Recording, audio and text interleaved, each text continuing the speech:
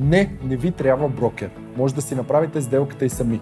Да си подготвите документите сами, преди това да си изберете имот, да си го харесате сами, да си отидете на оглед, оттам насетне да работите с много брокери, всички тези брокери да ви взимат пари за огледи, да ви предлагат различни фалшиви оферти, да ви водят на имоти, на които не искате, докато накрая изберете своя. Тези, които обикновено тръгват сами да си купуват недвижим имот без брокер, могат да се сблъскат с всичко описано преди малко. Точно поради тази причина е силно препоръчително, ако нямате опит в пазара, да си наемете брокер, да използвате неговия опит, неговите познания за пазара, неговите контакти, неговата експертиза в това да се договорите по-добра цена, да ви знае какво ви е търсенето, да не ходите на празни огледи, да знае дали една обява е фалшива, дали е истинска и най-вече да е в приятелски отношения с повечето колеги на пазара. По този начин вие си гарантирате спокойствието, плащате си за това нещо и ви е мир на главата.